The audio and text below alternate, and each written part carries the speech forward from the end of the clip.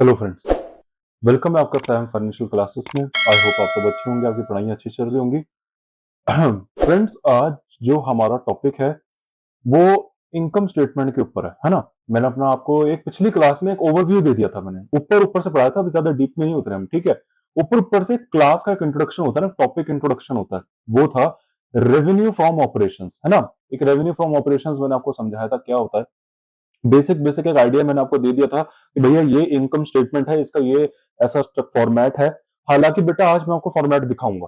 पिछली क्लास में बेटा जो मैंने आपको फॉर्मेट दिखाया वो तो बस एक इलस्ट्रेटिव एक सैंपल था एक्चुअली में, लेकिन आज मैं आपको फॉर्मेट दिखाऊंगा इनकम स्टेटमेंट के। Format under US gap actually होते कैसे हैं, ठीक है। सिंगल लेवल पे बात करेंगे, मल्टी लेवल इनकम स्टेटमेंट की बात करेंगे। आपके CMA USA point of view के लिए बहुत ज्यादा इंपॉर्टेंट है। ये भी बताऊंगा कि यूएस गैप में कौन सा फॉर्मेट अलाउड है, क्या आप सिंगल लेवल अलाउ है, अगर आप सिंगल लेवल बनाते हैं, मल्टी लेवल बनाते हैं तो क्या वो अलाउड है, अगर अलाउड दोनों हैं तो उसका कैसे कैसे एप्लीकेशन है, वो सब आज हम देखेंगे, ठीक है बेटा। बहुत डिटेल में हमें बातचीत करनी है इस पे, एक एक कंसेप्ट पे बहुत ज्यादा डिटेल में उतरना पड़ेगा, तभी जाके आगे की चीजें समझ में आएंगी। बेटा ये जो बेसिक है ना, ये फाउंडेशन है। एक्चुअली बेटा ये ग्रेजुएशन लेवल और 11th क्लास के कंसेप्ट है, अगर ध्यान से देखा जाए तो, ठीक है। लेकिन क्योंकि आपने क्या है ना, आपकी जो स्कूलिंग हुई है, जो आपकी ग्रेजुएशन हुई है बेटा, वो यूएस के हिसाब से नहीं हुई है, इसलिए आपको ये ऐसा लगता है हम कुछ नया पढ़ रहे हैं। सीधी बात है, लेकिन ये कुछ भी नहीं है बेटा। वहां के अगर आप किसी भी ग्रेड से पूछेंगे, है ना, जो कॉलेज में वहां पे पढ़ता है बेटा, उनके लिए बहुत ही बेसिक चीज है। जैसे आपके लिए अगर मैं एक इंडियन बैलेंस शीट दूंगा आपके लिए, वो कॉमन है क्योंकि आपने आराम से उसको ग्रेजुएशन लेवल तक में आराम से देखा और पढ़ा है, ठीक है। तो वही है ना, लोकेशन और जियोग्राफिकल लोकेशन डिफरेंट होने की वजह से चीजें डिफरेंट हो जाती है, ठीक है। कोई नहीं, क्या है बेटा, अकाउंट्स ही तो है। अरे अकाउंट्स ही तो है बेटा, ऐसे तो चीजें सिमिलर ही है, बस थोड़े बहुत प्रिंसिपल्स का ही फर्क है। यूएस का है, वही तो हमारा टारगेट है, वो हम पढ़ लेंगे फिर एक्सपर्ट बन जाएंगे बेटा, ठीक है। फिर क्या सीपीए क्या सीएफए सब क्लियर हो जाएगा। चलो, सब इजी है बेटा, ये सब यूं ही बस दुनिया का टेंशन दिखा रखा है, कुछ भी मुश्किल नहीं है बेटा, बहुत इजी कंसेप्ट हैं, आपको कंसेप्ट समझने हैं बस, है ना। दिक्कत क्या है ना, कंसेप्ट मुश्किल बना रखे हैं, मुश्किल बना रखा है और स्टूडेंट्स को ऐसा लगता है बहुत डिफिकल्ट है, लेकिन एक्चुअली में ये बहुत सिंपल है बेटा। वही अपने 11 12th वाले कंसेप्ट है। आपका अगर 11 12th का बेसिक बहुत स्ट्रांग है ना, ये आपको कभी भी डराएंगे नहीं। सीधी बात है, मैंने 11 12th की बात करी, मैं ग्रेजुएशन तक की बात नहीं करी। सीधी बात है बेटा, ठीक है। तो मैं तो आप लोगों को यहाँ पे बेस करा ही दूंगा स्ट्रांग बेटा, उसकी आप टेंशन मत लो। चलिए, ये फॉर्मेट्स ऑफ कॉमन सॉरी क्या कहते हैं, इनकम स्टेटमेंट बेटा, ठीक है। इनकम स्टेटमेंट की बात करेंगे। प्रॉफिट एंड लॉस अकाउंट जो हम अपने बचपन से बोलते आ रहे हैं, उसका नाम बेटा यहाँ पे इनकम स्टेटमेंट है। इन्हीं इनकम स्टेटमेंट के अंदर बेटा चार अदर इनकम होती है, अभी मैं उस पर आया नहीं है, वो हमारा अगला टॉपिक है बेटा, ठीक है। आपको पता है बेटा, यूएस गैप के अंदर बेटा जो फाइनेंशियल स्टेटमेंट्स बनती है ना, अम, उसके अंदर बेटा एक स्टेटमेंट ऑफ कॉम्प्रिहेंसिव इनकम भी बनती है। स्टेटमेंट ऑफ कॉम्प्रिहेंसिव इनकम और इनकम स्टेटमेंट को लेकर स्टूडेंट्स के बीच में बड़ा कंफ्यूजन है कि सर अजीब बात है, ये दो दो प्रॉफिट एंड लॉस अकाउंट, एक प्रॉफिट एंड लॉस अकाउंट यहां बन रहा है इनकम स्टेटमेंट के नाम से, सर एक और इनकम स्टेटमेंट बन रही है profit and loss account statement of comprehensive income. Sir दो दो इनकम, एक इनकम वहां भी डाल रहे हैं, एक इनकम वहां भी डाल रहे हैं, ये क्या सीन है? ये तो कुछ अलग से हमने कभी पढ़ा नहीं है सब। बेटा ये कुछ भी नहीं है, ये चार अदर इनकम होती है जिसको हम ओसीआई के नाम से भी जानते हैं, अदर कॉम्प्रिहेंसिव इनकम। ये चार इनकम होती है, अभी नहीं बताऊंगा, इसके पूरे ऊपर एक डिटेल क्लास है बेटा मेरी, अदर कॉम्प्रिहेंसिव, सिर्फ और सिर्फ ओसीआई को लेके। उसमें मैं आपको चार इनकम समझाऊंगा नहीं, क्योंकि बेटा वो तो आपको पूरा सीएमए यूएसए पार्ट 1 और पार्ट 2 के ग्रेजुअली आएगी। हालांकि बेटा आपके सीएमए यूएसए के सिलेबस में आपको वो समझना भी नहीं है, आपके सीएमए यूएसए के सिलेबस में बेटा वो समझना नहीं है, क्योंकि एक्चुअली वो एक सीपीए लेवल कंसेप्ट है। हाँ जी बेटा, अनरियलाइज गेन है ना, available for available for sale और सिक्योरिटीज वगैरह, उस पे जो अनरियलाइज गेन वगैरह आ गया बेटा, अपने डेरिवेटिव्स की वैल्यूएशन पे, ये सब बेटा फॉरेन ट्रांसलेशन पे जो गेन आ गए बेटा, ये सब के सब जो चीजें हैं, ये एक्चुअली सीपीए लेवल का काम है। वैल्यूएशन वगैरह इसका निकालना, इसकी अकाउंटिंग करना, आपको तो बस उसको देख के पहचान लेना, अच्छा ये ओसीआई है, इसको इनकम स्टेटमेंट में डालेंगे, उस अदर कॉम्प्रिहेंसिव इनकम में डालेंगे, बस आपका यही काम है। और बेटा ये काम भी वैसे सीपीआई या एसीसीए का है बेटा, फाइनेंशियल स्टेटमेंट बनाना जनरली सीएमए का काम नहीं होता, वो तो कर लेता है। अरे वो तो आईएमए ने ये चीज बोल रखी है कि अगर आप प्रिपरेशन ऑफ फाइनेंशियल स्टेटमेंट बनाते हैं तो उसका एक्सपीरियंस वो काउंट कर लेंगे, नो डाउट। लेकिन एक्चुअली उसका कोर कंपिटेंसी नहीं है बेटा, ये स्पेशलिटी नहीं है उसकी, सीएमए का काम नहीं होता जनरली। वो तो कर लेता है बेटा, क्योंकि उसको चीजों की नॉलेज है, प्रोफेशनल है, बना ही लेगा, ठीक है। तो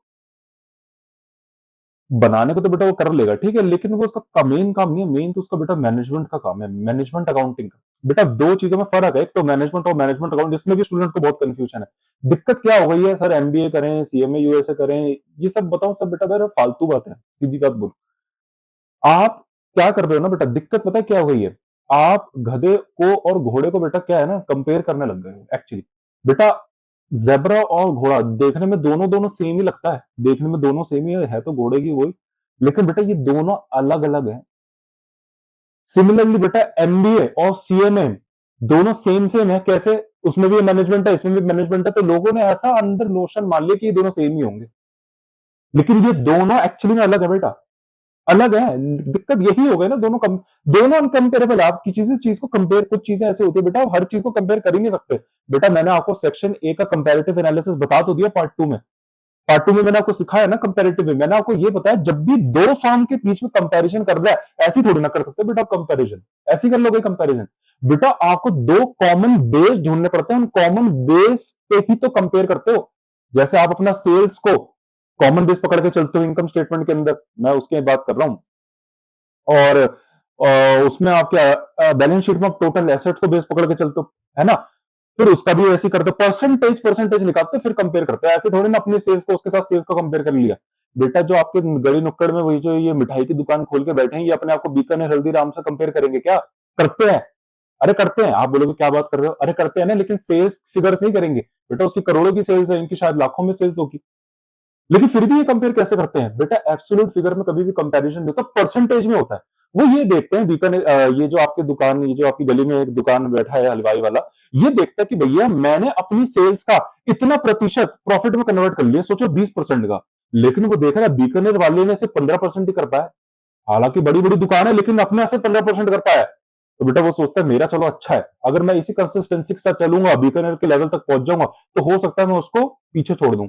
ऐसी बेटा इसमें कुछ गुडविल के भी वैल्यूएशन मेथड्स होते हैं, आपको पता है, नॉर्मल परचेज, सुपर प्रॉफिट है ना, normal method, normal profit method वगैरह।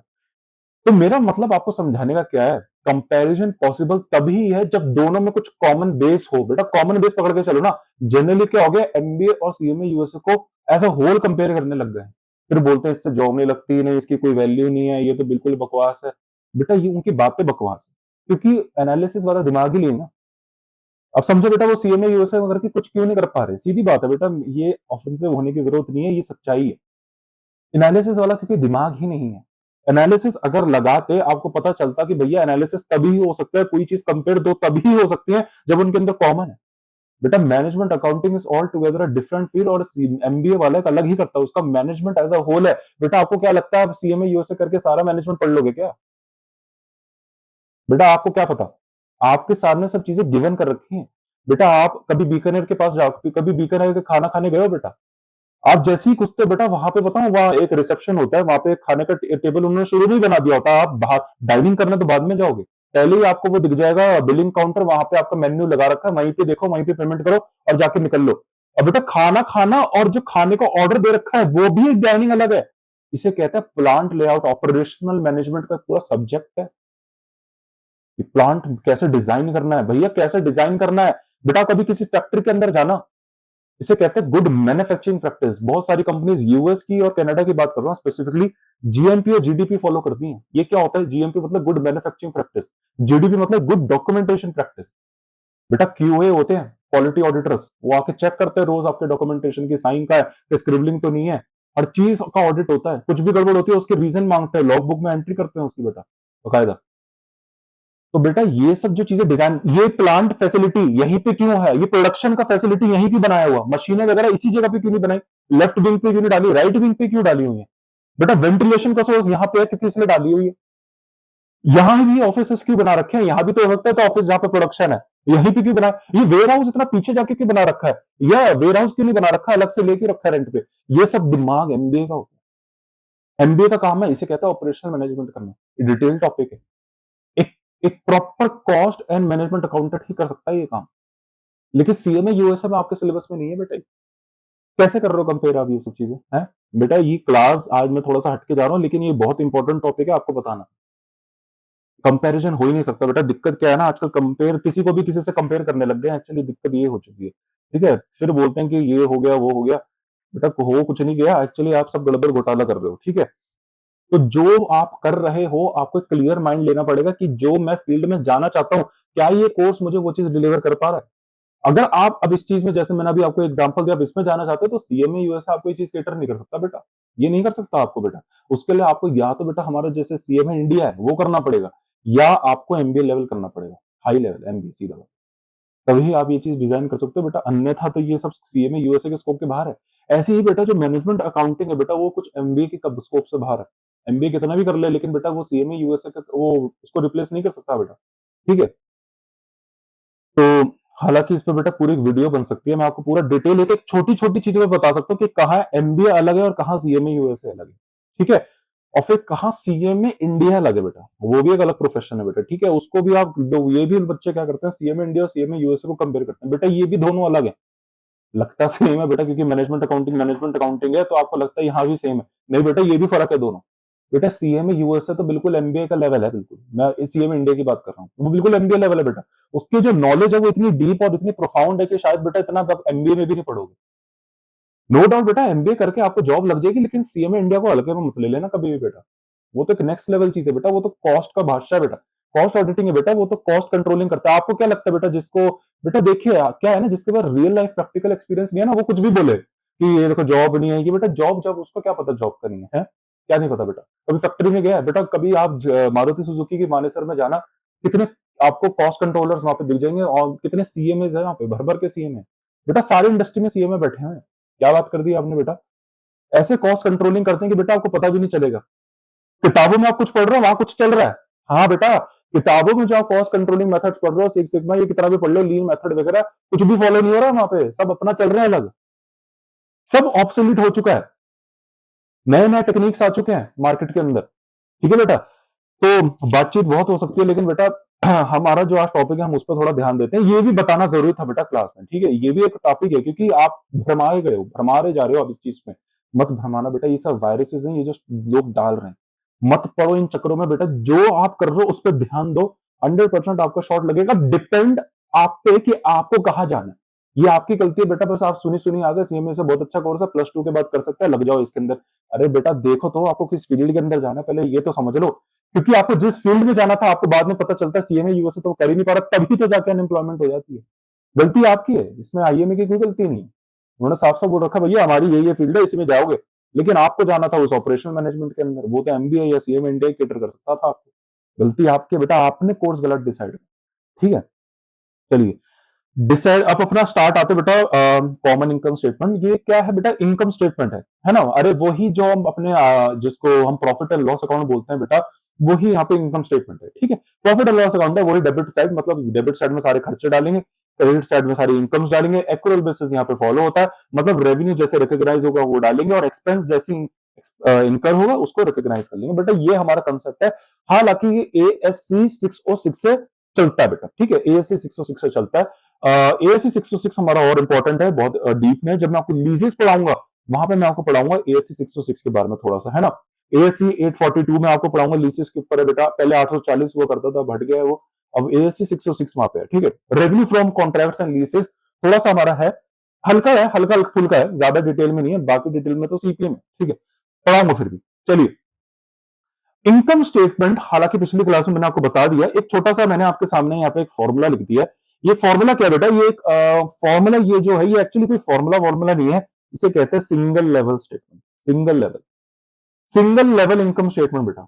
ये फॉर्मूला कुछ भी नहीं है, सिंगल लेवल इनकम स्टेटमेंट है। सर आप कैसे कह सकते हो, सिंगल लेवल इनकम स्टेटमेंट में और मल्टी लेवल इनकम स्टेटमेंट में क्या फर्क है, आज वो बताऊंगा। पहले इस फॉर्मूला को देखो बेटा, नेट इनकम आपको पता है बेटा, बचपन में आप क्या करते थे, एक प्रॉफिट एंड लॉस अकाउंट बनाते थे बेटा, उसमें आप एक बाय ग्रॉस प्रॉफिट पहले उतारते थे, ये कहां से आता था, ट्रेडिंग प्रॉफिट, ट्रेडिंग अकाउंट से आता था ये ग्रॉस प्रॉफिट, उसको यहाँ पे लिखते थे ग्रॉस प्रॉफिट ब्रॉट डाउन, ऐसा करके लिखते थे, दुनिया भर के यहाँ पे खर्चे माइनस करते थे। ये खर्चे जनरली आज बताऊंगा बेटा, खर्चे दो टाइप के होते हैं एक्चुअली, ऑपरेटिंग नॉन ऑपरेटिंग, और एक और होता है फाइनेंशियल एक्सपेंस, देखेंगे आज बहुत डिटेल में जाना है, ठीक है। ये सब दुनिया भर के जो भी खर्चे वर्चे थे बेटा, सब माइनस करते थे, लास्ट में जो प्रॉफिट आता था बेटा, इसको नेट प्रॉफिट बोलते हैं बेटा। नेट का मतलब ही जो होता है ना, नेट नेट आपके माइंड में जब भी आता है आपको ऐसा लगता है यार ये मतलब नेट है, मतलब ग्रॉस में से कुछ ना कुछ कट कुट के कुछ आया है, नेट का मतलब यही तो होता है। लोग बोलते हैं ना यार, मतलब नेट बात बता कितनी है, अच्छा नेट टोटल बता कितना है? नेट टोटल मतलब सब कट कटा के बता दे। जैसे बोलते हैं ना बेटा सैलरी, नेट सैलरी कितनी है? अबे सैलरी तो इतना बोल रहा है कि इतनी सैलरी है, लेकिन भाई साहब कट कटा के बता कि भाई कट कटा के मेरी सैलरी कितनी है, नेट सैलरी कितनी है। तो नेट का मतलब ही होता है बेटा, मतलब उस ग्रॉस में से कुछ ना कुछ माइनस हो जाना, तो जो बचा है, लेफ्ट ओवर है, रेसिडुअल है, वो नेट होता है। ठीक है बेटा, ये है हमारी नेट इनकम। हालांकि इस पे हमको 11th क्लास में बचपन से पढ़ते आ रहे। इसका एक छोटा सा फॉर्मूला है बेटा, ये मैंने ऐसे बना दिया देखने के लिए आपके। टोटल रेवेन्यू एंड गेन्स, बेटा ये जो टोटल रेवेन्यू एंड गेन्स है ना, ये सिंगल लेवल पे एक्सप्लेन नहीं करता क्या होता है। बेटा दुनिया की कोई भी इनकम आ जाए, चाहे आपके धंधे की इनकम है या आपके धंधा के अलावा अगर कोई इनकम है, आपको बताता हूं। सोचो बेटा, सुनो बड़ी ध्यान से। बेटा आपको क्या लगता है धंधे में सिर्फ आपके बिजनेस की इनकम होती है? सर मतलब बेटा आपको क्या लगता है, आप धंधा कर रहे हो तो आपको जो इनकम होगी, क्या वो धंधे से रिलेटेड ही होगी? मतलब आपने एक माल बनाया, आपने एक माल बनाया बेटा, आपने उस माल को बेच दिया, तो बेच के आपको कमाई हुई ना। तो आपको सिर्फ धंधे में, आप जब तक धंधा कर रहे हो आपको सिर्फ ऐसी टाइप की कमाई होगी, इसके अलावा दुनिया में और कोई कमाई हो नहीं सकती आपको। हो सकती है सर, देखो कैसे? मैंने कहा बेटा आपके पास हो सकता है कोई इन्वेस्टमेंट हो। हाँ जी सर इन्वेस्टमेंट है, तो बेटा आपने उस इन्वेस्टमेंट को सोचो, फॉर एग्जांपल एफडी ले लो, नॉर्मल एफडी बैंक में आपने करा रखी हो, बिजनेस में कुछ इन्वेस्टमेंट्स भी तो कर रखी होंगी, है ना, करा रखी हो, तो बेटा उस पर आपको हो सकता है साल का ब्याज मिल गया, एक्रूल हो गया वो आपको। तो बेटा क्या वो ब्याज आपकी इनकम नहीं है? लेकिन मुझे एक बात बताओ, क्या वो आपकी धंधे की इनकम है? एक बात बताओ, वो धंधे की इनकम है? मतलब क्या आपने अभी सब पता कैसे चलेगा कि वो चीज धंधे की है नहीं? बेटा सिंपल लॉजिक है, आपने जो धंधा अपना खोला, क्या उस ब्याज को कमाने के लिए खोला था या एक्चुअली वो अपना माल बेचने के लिए बेच खोला था? सर सीधी बात है, हमने तो माल बेचने के लिए खोला था। तो जो कमाई आप जिसके लिए आपने धंधा खोला है, उससे अगर आपको इन्फ्लोज हो रही है, इनकम वहां से आ रही है, वो है एक्चुअली आपकी ऑपरेटिंग इनकम। ऑपरेटिंग शब्द मतलब ऑपरेटिंग, ऑपरेशंस मतलब जिसमें एक्चुअली आपका धंधा है, जिस चीज के लिए आपने एक्चुअली अपना धंधा स्टार्ट किया, सेटअप किया, उसको बोलते हैं ऑपरेटिंग। नॉन ऑपरेटिंग मतलब ऑपरेटिंग के अलावा, धंधे के अलावा, जैसे ये इंटरेस्ट ऑन इन्वेस्टमेंट। बेटा ये तो बस एक ऐसी साइड इनकम है, पैसिव इनकम है। अरे इसके लिए मेन थोड़ी ना धंधा खोला है, अगर ये चीज बंद भी हो जाए तो भी आपका धंधा चलता रहेगा। लेकिन अगर आपका जो मेन धंधा है उससे ही आपकी अगर इनकम बंद हो जाएगी, तो जरूर आपका 101% आपका धंधे पे शटर लग जाएगा ताले के साथ। हाँ जी बेटा, ये कैश फ्लो स्टेटमेंट है, इस चीज को बोलते हैं कैश फ्लो स्टेटमेंट। ये मैं आपको बाद में पढ़ाऊंगा। बेटा अगर आपके ऑपरेशन से पैसा नहीं आ रहा, मतलब जिस चीज के लिए एक्चुअली आपने धंधा खोला है वहां से आपको पैसा नहीं मिल रहा, वहां से कमाइयां नहीं हो रही। फॉर एग्जाम्पल बेटा आपने टूथपेस्ट का बिजनेस खोला है, आप टूथपेस्ट बेच के ही कमाई नहीं कर रहे, उसके अलावा जगत में जितनी भी इनकम है वहां से ला रहे हो। जैसे आपके पास कोई एसेट थी, आपने वो बेच के इनकम कमा ली, आपके पास इन्वेस्टमेंट थी, आपको वहां से इनकम आ रही है। तो बेटा सच में आपका बिजनेस या तो बहुत ही डिक्लाइनिंग स्टेज पे आएगा, बंद जरूर होगा, धीरे धीरे होगा, या तो या बंद हो ही जाएगा, बढ़ेगा तो बिल्कुल भी नहीं। क्योंकि बेटा जिस चीज का आपने धंधा खोला था वो तो आपका उससे इनकम ही नहीं आ रही है, उसे कहते हैं ऑपरेशंस। ऑपरेशन से इनफ्लो आपकी नहीं आ रही है। बाकी दुनिया में जितनी भी इनकम है जगत से, आज से आपकी इनकम आ रही है बेटा, कब तक आएंगी? अरे कितनी एसेट्स होंगी आपके पास, कितनी एसेट बेच लोगे, कभी ना कभी तो खत्म होगी। अरे कितनी इन्वेस्टमेंट होगी, कभी ना कभी तो मैच्योर हो जाएगी। कब तक करोगे? तो बेटा जब तक आपने सस्टेनेबल धंधे का अपना मॉडल नहीं बनाओगे, जहां से आपको एक कंटिन्यूस इनफ्लो आती रहेगी आती रहेगी आती रहेगी, तब तक बेटा आपका हो जाएगा काम। सीधी बात है बेटा, आपको ध्यान देखना पड़ेगा अपने इस बिजनेस के ऊपर। ठीक है, तो बेटा ये मुझे आज आपको समझाइए, बहुत इंपॉर्टेंट टॉपिक। तो टोटल रेवेन्यू ऑफ गेन्स, अच्छा ये अब क्या होती है सिंगल लेवल और मल्टी लेवल? सिंगल लेवल बेटा क्या होती है, फॉर्मेट से समझेंगे, फॉर्मेट से समझेंगे। ये जो इनकम स्टेटमेंट आपके सामने दिख रही है बेटा, ये एक इनकम स्टेटमेंट है बेटा। ये जो इनकम स्टेटमेंट मैंने आपके सामने रखी है, इसको बोला जाता है सिंगल लेवल इनकम स्टेटमेंट। क्या बोलते हैं, जल्दी रिपीट करो, सिंगल लेवल इनकम स्टेटमेंट बोलते हैं बेटा इसको। हाँ जी बेटा, यूएस गैप के अंदर बेटा दिस इज अलाउड। आपके मन में ये पहले डाउट आ जाता है बेटा, क्या सर अब आपने इतनी बार समझा दिया यूएस गैप यूएस पर, अब हमारी आदत बन गई हर चीज में यूएस गैप ढूंढने। हाँ जी बेटा, तो मैंने आपको पहले ही बोल दिया कि अगर आपने यूएस गैप बना, अगर आप sorry single level income statement बना रहे हैं और आपके मन में ये डाउट आ रहा है कि क्या यूएस गैप, एफएएसबी या क्या ये पीसीओबी बोर्ड मुझ पे फाइन तो नहीं लगा देगा इसको यूज करने से, नॉन कंप्लायंस तो नहीं हो जाएगी यूएस गैप का, तो बेटा टेंशन नहीं लेना, अलाउड है। लेकिन एडवाइजरी है, AICPA, बेटा AICPA कौन है? अमेरिकन इंस्टीट्यूट है ना, chartered certified public accountants.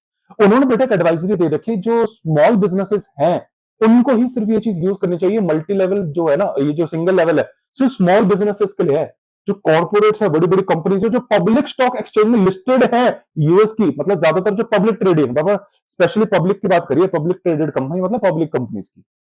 CPA ने, आईआईसीपीए ने उनको ये रिकमेंड करा कि उनको कभी भी ये चीज यूज नहीं करनी चाहिए, सिर्फ और सिर्फ मल्टी लेवल यूज करनी चाहिए। और इतिहास गवाह बेटा, आप मल्टी लेवल ही वहां पे चलती है, मल्टी लेवल ही चल रहा है बेटा। आपको तो देख पा रहे हो, कहीं किसी की भी बैलेंस शीट उठा के देख लो बेटा, कोका कोला, एप्पल, किसी की भी उठा के देख लो, मैकडोनल्ड्स, सब पे आपको मल्टी लेवल दिखेगी बेटा, ठीक है। अभी मल्टी लेवल सर अभी भी समझ में नहीं आया क्या होता है, अभी आ रहा हूं ना उस पर, तो जाओ।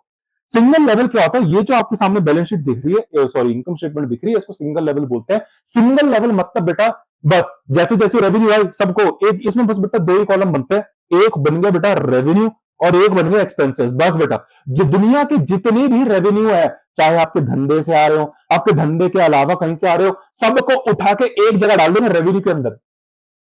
बेटा क्या करेंगे, जैसे बेटा सबके कपड़े होते हैं ना, इधर यहाँ पे कपड़ा, उसका कपड़ा, इसका कपड़ा, सबको उठा के करते वॉशिंग मशीन के अंदर डाल दिया, मिक्स करके, सबको मिक्स करके डाल दिया।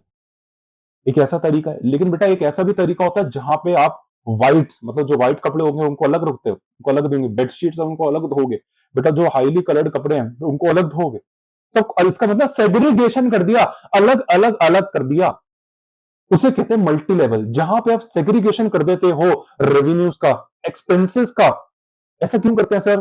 For true and fair view, for transparency, materiality, fully disclosure, for effective decision making. अभी बताऊंगा, वहां पे मल्टी लेवल फॉलो होता है। लेकिन सिंगल लेवल बेटा ये कुछ नहीं, बस बेटा जस्ट एक कूड़ा है, ऐसा समझो, मतलब दुनिया का बेटा ऐसी ही ना बेटा। रेवेन्यू क्या बात करें, इसमें सिंगल लेवल है, मतलब सिंगल लेवल है। अरे सिंगल लेवल है, देखो यहाँ पे बस एक सिंगल लेवल है, वन, एक ही लेवल है बस यहाँ पे, मतलब रेवेन्यू और एक्सपेंस एक ही कॉलम बनाएंगे। रेवेन्यू दुनिया की जितनी भी इनकम है, चाहे आपके धंधे से हो या आपके धंधे से ना भी हो, तो टोटल को ऐड करेंगे और यहाँ पे पकड़ के फेंक देंगे। और एक्सपेंसेस के साथ भी ऐसा ही है, आपके धंधे से रिलेटेड जो खर्चे उनको भी यहां डाल देंगे, और आपके धंधे से जो नॉन रिलेटेड खर्चे उनको भी पकड़ के यहाँ पे डाल देंगे। कोई अलग अलग करने की जरूरत नहीं है, बताने की जरूरत नहीं है कि भैया हमारे यहाँ पे ये धंधे का, ये हमारे धंधे का नहीं है, ये हमारे धंधे का, ये हमारे धंधे का नहीं। अगर आप ऐसा ना करते, नहीं करते, उस टाइप ऑफ इनकम स्टेटमेंट को बेटा सिंगल लेवल इनकम स्टेटमेंट बोला जाता है, और यूएस गैप के अंदर अलाउड है। लेकिन एआईसीपीए की रिकमेंडेशन है कि स्मॉल बिजनेस तक ही सीमित रहे तो अच्छा है। और ऐसा ही होता आ रहा है, क्योंकि बेटा मल्टी लेवल अगर फॉलो, अगर ये कॉर्पोरेट बड़े बड़े specifically public companies single level करना पड़ गए ना बेटा, तो डिसीजन मेकिंग की धज्जियां उड़ जाएंगी एनालिसिस का। कंपैरेटिव फाइनेंशियल स्टेटमेंट्स टूट फूट के बिखर के गिर जाएंगे बेटा, सीधी बात है बेटा, नहीं हो पाएगा। सारे ढांचे गिर जाएंगे, सारे पिलर्स खराब हो जाएंगे। क्यों? अभी दिखाऊंगा ना जब आपको मल्टी लेवल, तो आपको समझ में आएगी, अच्छा ऐसे भी बन सकती थी इनकम स्टेटमेंट। हाँ बेटा, आपको जान के रानी होगी बेटा, अब तो स्मॉल लेवल वाले भी अब ज्यादातर इसको इसको ऑब्सोलीट कर दिया यूएस के अंदर। स्मॉल बिजनेसेस, स्मॉल बिजनेस बेटा, स्मॉल बिजनेस की एक डेफिनेशन है, आपको मैं बताऊंगा यूएस के अंदर बेटा। ये जो मैं बोलता हूं ना बार बार, स्मॉल बिजनेस, इसकी एक डेफिनेशन है कि कौन से बिजनेस स्मॉल है, मतलब कैसे डिस्टिंग्विश करें स्मॉल बिजनेस। सर ऐसे जैसे किराने की दुकान, अरे नहीं बेटा, ऐसे सिस्टम की बात नहीं कर रहा हूं मैं।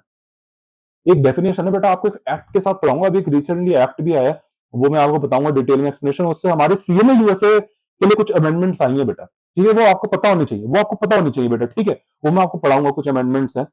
चलिए, तो बेटा ये जो टाइप ऑफ इनकम स्टेटमेंट होती है, इसको सिंगल लेवल बोलते हैं, क्योंकि यहाँ पे बेटा बस एक सिंगल लेवल है, यहाँ पे एक रेवेन्यू और एक एक्सपेंसेस है। दुनिया की जितनी भी रेवेन्यूज है, चाहे आपके धंधे की हो, उसको भी यहाँ पे डालेंगे, अलग करने की जरूरत नहीं है, मतलब दिखाने की जरूरत नहीं है यूजर को कि भैया ये मेरे धंधे की इनकम है, ये मेरे नॉन धंधे की इनकम है, ऐसा नहीं है। धंधे की इनकम और नॉन धंधे की इनकम आप दोनों यहाँ पे डाल दोगे, ऐसी खर्चे के साथ है बेटा। धंधे का और नॉन धंधे का खर्चा यहाँ पे डाल दोगे। एक एग्जाम्पल का बताता हूँ, एक एग्जाम्पल से बताता हूँ बेटा। जैसे ही आप ये सेल्स रेवेन्यू देख रहे हो बेटा, ये आपके धंधे की इनकम है, बिजनेस। बेटा अब हम बिजनेस बिजनेस इनकम नहीं बोलेंगे, अब हम बड़े हो गए हैं, हम पता है क्या बोलेंगे, हम ऑपरेटिंग बोलेंगे। ऑपरेटिंग बेटा, ऑपरेटिंग का मतलब आपके धंधे से रिलेटेड, आपके ऑपरेशन से रिलेटेड।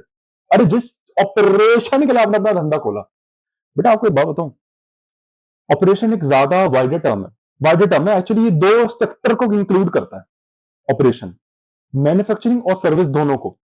बेटा अगर हम ऑपरेशन वर्ड यूज नहीं करते ना, धंधा धंधा यूज करते, तो सर्विस वाले बुरा मान जाते।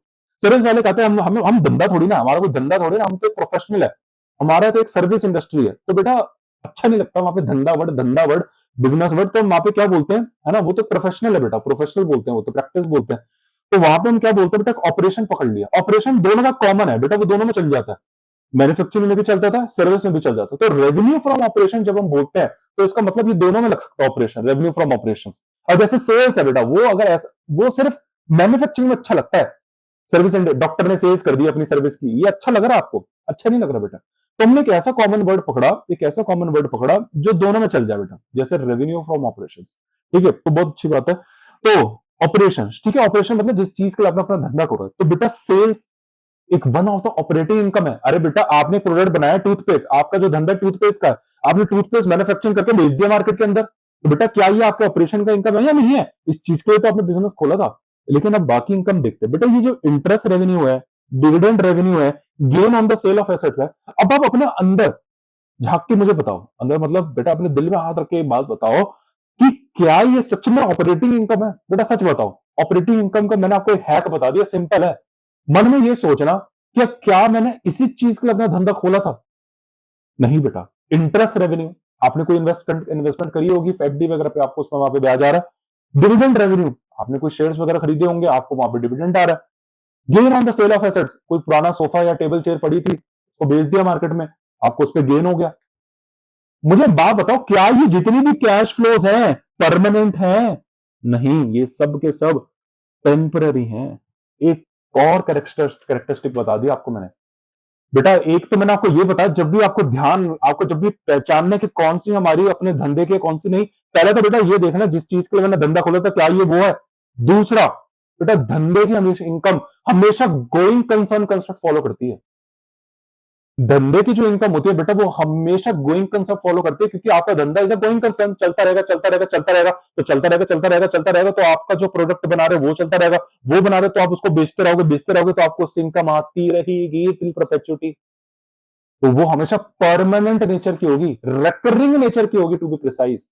लेकिन जो अदर इनकम होंगी बेटा, ये सिर्फ टेम्परेरी होंगी, एक दो बार आएंगी, हो सकता है फिर बाद में बंद हो जाए। बेटा इंटरेस्ट इनकम रेवेन्यू कब तक? जब तक एफडी रेवेन्यू मैच्योर हो जाएगी तब तक ही आएगी। डिविडेंड कब तक करोगे बेटा? कभी तो इन्वेस्टमेंट मैच्योर हो जाएगी। Gain on the sale of asset, एक बार एसेट निकल के दोबारा उससे छीन के फिर बेचोगे एसेट? एक बार एसेट गई गई, बस हो गया, अब नहीं आएगा कभी। बस बेटा ये टेम्परेरी नेचर की होती हैं। ये दो कैरेक्टरिस्टिक्स अगर आप नहीं लिख रहे हो बेटा, तो आप बहुत बड़ी गलती कर रहे हो, किसी किताब में एक्चुअली गिवन नहीं है। जो जो मैं आपको चीजें बोल रहा हूँ उसके नोट्स जरूर बनाते रहना बेटा, आपको हेल्प करेगा रिवीजन के टाइम पे। मेरे लेक्चर्स, नोट्स, ये जितने भी आपके पास स्टडी मटेरियल है, आप इनको लेके बैठ जाएंगे, लास्ट मोमेंट पे आपका बिल्कुल भी हेल्पफुल नहीं होने वाले बेटा। ये मजाक नहीं कर रहा हूँ, नहीं होने वाले, क्योंकि ये आपका बहुत टाइम कंज्यूम कर लेंगे, बहुत ज्यादा टाइम कंज्यूम कर लेंगे। चलिए बेटा, तो ये तो हो गया बेटा हमारा क्या कहते हैं इसको, सिंगल लेवल इनकम स्टेटमेंट। तो कुछ नहीं होता, बस इसमें क्या होता है बेटा, इसमें दो ही कॉलम बनते हैं, रेवेन्यूज एंड एक्सपेंस। अरे बचपन में बेटा पीएनएल अकाउंट नहीं बनाते थे? बचपन में पीएनएल अकाउंट बनाते थे, उसमें बेटा दो ही कॉलम तो बनते थे, यहाँ पे एक्सपेंस और रेवेन्यू। ऐसे करते थे, यहाँ क्रेडिट लिखते थे, यहाँ डेबिट लिखते थे, दुनिया भर का मामला, इसका दुनिया भर का मामला लिख के नेट प्रॉफिट निकाल लेते थे बेटा, उससे ही सिंगल लेवल इनकम स्टेटमेंट बोलते हैं। लेकिन मल्टी लेवल मतलब बेटा एक स्टेप और आगे चले जाना, एक और लेवल, एक और लेवल, इसलिए ये हो गया मल्टी लेवल। ये तो सिंगल लेवल है, बस एक ही लेवल है, मतलब यहाँ पे एक्सपेंस पे जो भी खर्चे होंगे, चाहे धंधे के हो या धंधे के अलावा हो, सबके सब यहाँ डाल दोगे। ऐसी इनकम में चाहे धंधे की इनकम हो या नॉन धंधे की इनकम हो, दोनों की दोनों यहाँ पे टक्के डाल दोगे, अलग अलग करके सेग्रीगेट करके नहीं दिखाओगे। इसे कहते हैं बेटा सिंगल लेवल इनकम स्टेटमेंट। लेकिन मल्टी लेवल बेटा एक स्टेप और आगे चले जाता है फॉर बेटर एनालिसिस। चलिए, यहाँ पे बेटा मैंने आपको सिंगल लेवल तो बता दिया, कुछ एग्जांपल्स भी बताया बेटा, जैसे ये सेल रेवेन्यू है, ये ऑपरेटिंग है, लेकिन ये सब नॉन ऑपरेटिंग है, क्योंकि बेटा ये बार बार नहीं आ रहे, इस चीज के लिए आपने धंधा नहीं खोला। सेम अप्लाइज विथ खर्चे, बेटा ये आप जो खर्चा दे रहे हो ऑपरेटिंग है, ये जो आप खर्चा देख रहे हो ऑपरेटिंग है, ये सब खर्चा जो आप देख रहे हो ये सब ऑपरेटिंग है। सर सैलरीज, सर चलो कॉस्ट ऑफ गुड्स सोल्ड समझ में आता है, क्योंकि फैक्ट्री से लेना देना है तो हमारा कुछ खर्चा है। बेटा ये जो फैक्ट्री से लेना देना है, ये जो आपने अभी ऐसा माल लिया ना, ये बहुत डिटेल टॉपिक है सेक्शन डी का। बेटा सेक्शन डी में ये पूरी कॉस्टिंग है, मैं आपको पूरा सिखाऊंगा क्या होता है कॉस्ट, पूरी कॉस्ट शीट बनाना सिखाऊंगा बेटा। पहले तो कॉस्ट शीट क्या होती है, कॉस्ट शीट अगर नहीं पता तो एक मैनेजमेंट अकाउंटेंट वो है ही नहीं बेटा, वो आत्मा है मैनेजमेंट अकाउंटेंट की, कॉस्ट शीट। सारा मैनेजमेंट गेम ही वहां से स्टार्ट होता है, कॉस्ट से, ठीक है बेटा, रूट लेवल से स्टार्ट होता है, तब जाके बाद ऊपर चीज चाहेगी। तो बात क्या हो रही है बेटा, कॉस्ट कॉस्ट होता है बेटा, जैसे कॉस्ट ऑफ गुड्स सोल्ड, इससे पहले आता है बेटा बहुत चीजें। तो सबसे पहले हम पढ़ेंगे कॉस्ट ऑफ गुड्स मैन्युफैक्चर, जो कि मैं आपको आगे आने वाली क्लासेस में बताऊंगा बेटा, हमें अभी थोड़ा सा बेस उसका पढ़ना पड़ेगा, वरना सेक्शन डी में आपको खुद डिफिकल्टी आ सकती है। अभी सारा बेस पढ़ना पड़ेगा बेटा। सेक्शन ए है ही फंडामेंटल चैप्टर। सेक्शन ए मतलब जितना भी अब आप पार्ट 2 पार्ट 1 सारा पढ़ने वाले हो आगे, उन सबका एक बेसिक है। तभी बेटा सीएमए आईएमए ने ये सेक्शन ए पार्ट 1 में डाला, वो पार्ट 2 में नहीं डाला बेटा। पार्ट 1 में डाल दी ताकि पार्ट 2 की पढ़ाई करने से पहले पार्ट 1 के rest section B C D E F पढ़ने से पहले आपको एक बेस पता चल जाए अकाउंटेंसी का, तो बेटा वो मैं आपको पढ़ाऊंगा। अभी ऐसे समझो कॉस्ट ऑफ गुड्स सोल्ड बेटा कुछ नहीं होता, जो माल आपने मार्केट में बेच दिया। बात सुनिए, वैसे एक डिफरेंस है कॉस्ट ऑफ गुड्स सोल्ड और कॉस्ट ऑफ सेल में, वो अभी मैं आपको यहाँ नहीं वहीं पढ़ाऊंगा। अभी आप ऐसे समझो कॉस्ट ऑफ गुड्स सोल्ड जो हम बचपन से पढ़ते आ रहे हैं, ये वो चीज होती है जो आप माल मार्केट में बेच देते हो। वो मार्केट में जो बेच देते हो उसका सेलिंग प्राइस तो पता है, लेकिन जो बेचा है उसका कॉस्ट क्या है। अगर हमें किसी तरह कॉस्ट पता चल गई तो सेलिंग प्राइस मैंने कॉस्ट करके हम उसका प्रॉफिट नहीं निकाल सकते। बस बेटा वही है। तो ऐसा ये तो बेटा ऑपरेटिंग का खर्चा है, बट ऑफ बेसिस में बताने की जरूरत नहीं। Selling general and administrative expenses बेटा, ये सारे के सारे जो होते हैं सेलिंग डिस्ट्रीब्यूशन वगैरह, ये जितने भी खर्चे हैं बेटा, ये सारे के सारे होते हैं ऑपरेटिंग। सर आप बोलोगे सैलरीज रेंट ये सब, ये दुनिया भर के जितने भी एसजीएन है ये सब लिखा हुआ, जैसे सैलरीज के और जैसे सेलिंग का मैं आपको खर्चा बताऊं, फ्रेट आउट एक खर्चा होता है बेटा। फ्रेट आउट आपने सुना होगा, कैरियज आउटवर्ड करके कुछ है ना, ये मैं बताऊंगा बेटा। कुछ लोग कहते हैं कैरिज आउटवर्ड मैन्युफैक्चरिंग का खर्चा है, नहीं बेटा वो मैन्युफैक्चरिंग का नहीं है, वो सेलिंग का खर्चा है। ठीक है, वो वेयर हाउस का खर्चा है, क्योंकि वेयर हाउस के जितने भी रिलेटेड है वो हम सेलिंग में डालते हैं बेटा। ठीक है, अभी पढ़ेंगे बेटा, ओवरहेड का गेम है सारा, देखेंगे। बुरा लॉजिक बताऊंगा, टेंशन नहीं लेनी बेटा। कॉस्ट ड्राइवर्स क्या होते हैं, क्या होता है, क्या सिस्टम है, बहुत इंपॉर्टेंट है। चलिए, सैलरीज और रेंट का खर्चा बेटा इसलिए ऑपरेटिंग है क्योंकि बेटा आप बंदे ही नहीं रखोगे, लोगों को सैलरी नहीं दोगे, तो बेटा वो आपका धंधा चलेगा नहीं चलेगा बेटा, आपका धंधा चलेगा नहीं चलेगा। जैसे किंगफिशर एयरलाइंस में बेटा उसने सैलरीज नहीं दी एम्प्लॉइज को, तो टेक्निकल इंसॉल्वेंसी क्योंकि हो गई थी उसकी, तो बेटा उसका धंधा चला था या नहीं चला था, नहीं चला था। सीधी बात है बेटा, आप सैलरीज पे करना बंद कर दो, एम्प्लॉइज आपको छोड़ के चले जाएंगे, एम्प्लॉइज आपको छोड़ने चले जाएंगे तो आपके ऑपरेशंस कैसे होंगे, ऑपरेशंस कैसे होंगे तो आपका प्रॉफिट कैसे आएगा। मतलब सीधी सीधी बात, आपका धंधा जिन पे टिका है, सीधा टिका है। रेंट है, अरे भाई साहब एक स्पेस नहीं लोगे, एक एक फिजिकल स्ट्रक्चर अपना बनाओगे नहीं बनाओगे। आजकल तो बेटा वर्चुअली भी बना रहे हो, तो वर्चुअल रेंट पे तो जाता ही नहीं जाता बेटा। सर्वर, अरे वेबसाइट आप क्या फिजिकल थोड़ी होते हैं, वेबसाइट तो सर्वर पे होती है, डोमेन है उनका प्रॉपर, तो डोमेन नहीं लेते, रेंट पे लेते हो तो उसका रेंट जाता ही नहीं जाता। सीधी बात है बेटा, हर चीज का रेंट जाता है। तो ये सारे के सारे ऑपरेटिंग खर्चे, ये सारे के सारे बेटा ऑपरेटिंग खर्चे हैं। लेकिन ये जो डेप्रिसिएशन का खर्चा है, इंटरेस्ट एक्सपेंस है, lost of sale of asset है, इनकम टैक्स, वैसे तो बेटा डेप्रिसिएशन एक्सपेंस भी बताऊं क्या, ऑपरेटिंग का ही खर्चा है। ठीक है, ऑपरेटिंग का ही खर्चा है, क्योंकि मैं बताता हूं ऑपरेटिंग का खर्चा ये क्यों है।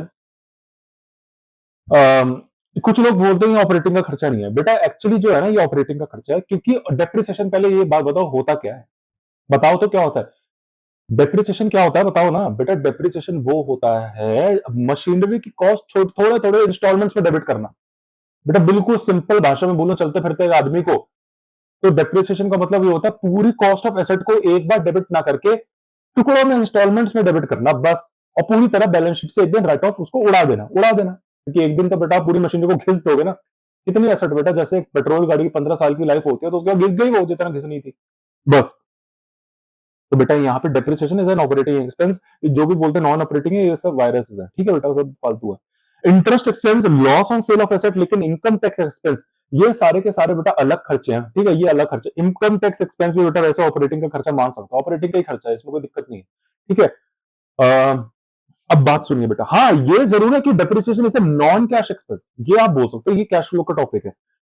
ये लेकिन बेटा अभी मैं इसको हटा देता हूँ। ठीक है, इनकम टैक्स एक्सपेंस है ना, इनको मैं अलग कलर से लिख देता हूँ, जो नॉन ऑपरेटिंग है, नॉन ऑपरेटिंग को अलग कलर से लिख देता हूँ ताकि आप कंफ्यूज ना हो बेटा। ये और ये जो है, ये है नॉन ऑपरेटिंग।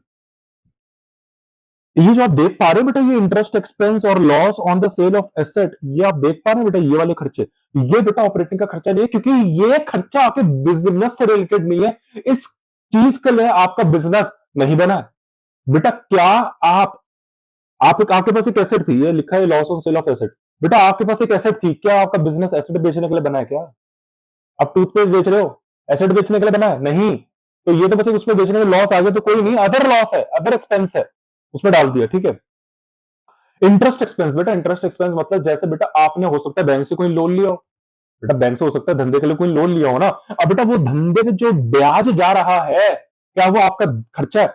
क्या आपने अपना धंधा ब्याज देने के लिए खोला है क्या? आपने अपना धंधा ब्याज देने के लिए खोला है? नहीं खोला ना।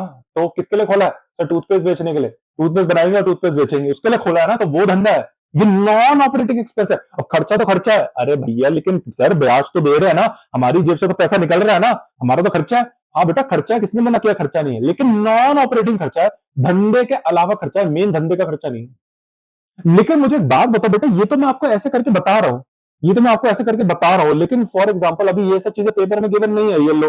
अब कैसे मान लोगे? अब कैसे मानोगे कि ऑपरेटिंग है नॉन ऑपरेटिंग है? कैसे एक यूजर को पता चलेगा यार इसमें से कौन सा ऑपरेटिंग है कौन सा नॉन ऑपरेटिंग है? आप बोलोगे सर उसको फिर पढ़ के आना चाहिए ना, तभी तो पता चलेगा। बेटा पढ़ के भी आओगे ना तो आपका एकदम से माइंड नहीं जाएगा सारा, क्योंकि खिचड़ी बना रखा है। देखो यहाँ पे ऑपरेटिंग एक जगह नहीं लिख रखी, एक नीचे डाल दिया, एक दो बीच में डाल दिए, खिचड़ी बन गई नहीं बन गई? हाँ बेटा इसी चीज को केटर करने के लिए मल्टी लेवल इनकम स्टेटमेंट आएगा। बेटा ये एक्चुअली फॉर्मेट वगैरह नहीं है, प्रेजेंटेशन है। बेटा प्रेजेंटेशन में कोई दिक्कत थोड़ी ना है, यूएस कैप वगैरह क्या बोलेगा, उन्होंने बस एक फॉर्मेट बना दिया, लेकिन आपने उसको और ज्यादा प्रेजेंटेबल कर दिया। और अगर वो सारे के सारे स्टैंडर्ड्स पॉलिसीज फॉलो करता है तो उसमें कोई दिक्कत थोड़ी ना है, उसमें कोई दिक्कत नहीं बेटा, ऐसे तो सारे करते हैं। फाइनेंशियल स्टेटमेंट्स को थोड़ा सा हल्का फुल्का आप कर सकते हो, आईएफआरएस के अंदर तो बहुत ज्यादा है, बहुत ज्यादा फ्लेक्सिबिलिटी है। तब तक जब तक आप आईएफआरएस की धज्जियां ना उड़ाओ, ठीक है, उसके अंदर अंदर दायरे में काम करो तो आपका चल जाएगा। यूएस गैप भी इतना बेटा नो डाउट स्ट्रिक्ट है, लेकिन इतना भी नहीं है कि बेटा आपने थोड़ा सा प्रेजेंटेबल बना दी तो वो पीसीओबी बोर्ड आप पे फाइन डाल देगा, ऐसा कुछ नहीं होता, ठीक है। तो मल्टी लेवल कुछ नहीं है, बस थोड़ा सा प्रेजेंटेबल कर दिया, मोर एनालिटिकल कर दिया, उसको ज्यादा एनालिसिस के लिए यूज इजी कर, इजी टू एनालिसिस कर दिया बेटा। उसको मैं अब दिखाता हूं कैसे। देखिए कुछ की characteristics and points of single level income statement है बेटा। सिंपलिसिटी पहला बेटा, कैरेक्टरिस्टिक्स बताना चाहता हूं इसकी, ये आपको टॉपिक मिलेगा नहीं लेकिन फिर भी मैंने लिख दिया। सिंपलिसिटी बेटा इट्स अ स्ट्रेट फॉरवर्ड लिखा हुआ है and easy to understand, often use by small businesses. Already आपको बता दिया बेटा यूएस गैप के अंदर दोनों अलाउड है। आप अगर धंधा यूएस में खोलना चाहते हैं, अपनी फाइनेंशियल स्टेटमेंट्स बनाएंगे, आप सिंगल लेवल भी बना सकते हैं। लेकिन वही बात हो गई, एआईसीएफए ने रिकमेंड ये करा कि अगर स्मॉल बिजनेस हो तो चल जाएगा, लेकिन पब्लिक कंपनी स्पेशली की बात करी गई है, आपको नहीं करना है, मल्टी लेवल ही करना है। क्योंकि अगर पब्लिक कंपनी ये करने लग गई, पब्लिक कंपनी मतलब उसके मार्केट में शेयर्स होंगे, शेयर्स हैं तो उसके इन्वेस्टर्स होंगे, इन्वेस्टर्स उसमें पैसा लगाना चाहते होंगे, आप उसको ये दोगे? बेटा एक बड़े से बड़ा क्लाइंट रेस्टोरेंट में खाना खाने आता है, आप उसको ऐसे ही बस एक प्लेट दे दी, उसमें गोलगप्पे दो तीन रख दिए, समोसा रख दिए, खिला के उसको भेज दोगे क्या? बेटा उसको प्रेजेंटेबल करके दिखाना पड़ता है ताकि वो दोबारा है, ताकि वो अपने दूसरे clients, high network individual clients को भी लेके साथ में है कि भैया ये रेस्टोरेंट बहुत अच्छा, नेक्स्ट लेवल प्रेजेंट करके देखता है, आपकी इज्जत होगी। ऐसा इन लोगों की धारणा है फाइव स्टार वालों की, बेटा ये मैं नहीं कह रहा, ठीक है। तो यही है बेटा, और कोई तरीका नहीं, और कोई बात नहीं है प्रेजेंटेबल का, ठीक है। फूड का टेस्ट तो वैसे ही आना बेटा, लेकिन प्रेजेंटेबल क्यों है? क्योंकि बेटा प्रेजेंटेबल चीज नो डाउट बेटा जचती तो है, ठीक है, नो डाउट जचती तो, क्योंकि हमारा ब्रेन जो है ना बेटा वो पहले प्रेजेंट, वही है ना हमारा ब्रेन की साइकोलॉजी है बेटा, कितना भी समझ लो, डोंट बुक जज बाय इट्स कवर, है ना, डोंट जज बुक बाय इट्स कवर, ये सब बातें हैं बेटा सिखाने के लिए। लेकिन हमारे ब्रेन जो है बेटा वो प्राइमा फेशिया बेटा पे चलता है, ये उसकी आदत है, प्राइमा फेशिया मतलब ऊपर ऊपर से जजमेंट पहले बना लेगा अपना, ये होता है। इसलिए बेटा इसी चीज का फायदा उन्होंने उठाया, प्रेजेंटेबल का कंसेप्ट आ गया, ताकि ऊपर ऊपर से देखने से पता चले अच्छी कंपनी है भैया, फाइनेंशियल स्टेटमेंट तो अच्छी बना रखी है। ओके, ओके बेटा। नो सब टोटल्स बेटा, सब टोटल्स मैंने आपको बताया, जैसे ग्रॉस प्रॉफिट नहीं दिखाता बेटा, बेटा क्या है मल्टी लेवल पे वो ग्रॉस प्रॉफिट तक बताएगा आपको कि भैया ये देखो इतना हमारा, वो सीधे नेट देखो बेटा, सिंगल लेवल में क्या हुआ, रेवेन्यू एक्सपेंसेस सीधे नेट इनकम पे पहुंच गया। इससे पहले बेटा ग्रॉस प्रॉफिट होता है, operating income, non operating income, discontinued operations, net income, यहां तक कुछ बीच में सब उड़ गया, कहां गायब हो गया हमको नहीं पता, कहां गया पता नहीं बेटा। तो बेटा यही मैं आपको बोलना चाहता हूं, ये जस्ट अ सिंगल लेवल है, it's a single level income statement बेटा, ओके। लेकिन मल्टी लेवल में ऐसा नहीं है बेटा, वो आपको बहुत चीजों के सब टोटल देगा, वो आपको बताएगा ये ग्रॉस प्रॉफिट है, धीरे धीरे चलेगा मल्टी लेवल्स पे, धीरे धीरे एक एक लेवल पे आएगा, एक लेवल हो गया फिर दूसरे लेवल पे आएगा, ये समझ गए, फिर तीसरे लेवल पे, अब समझ गए चौथे लेवल पे, ऐसे चलेगा, सीधा सीधा चलेगा बेटा, आराम से चलेगा। Inclusion of all income statement accounts, ठीक है, all accounts that are reflected incomes are listed whether they are reporting or non operating income। मैंने आपको बोला बेटा चाहे धंधे की हो या नॉन धंधे की हो, सारी की सारी उसके पर्टिकुलर हेड के अंदर आ जाएगी, उसके रिस्पेक्टिव हेड में होंगी, ऐसा नहीं लेकिन कि नॉन ऑपरेटिंग को आपने एक नॉन धंधे की इनकम को आपने एक्सपेंस में डाल दिया, अपनी रिस्पेक्टिव हेड के अंदर जाएगी, लेकिन ऐसा भी नहीं।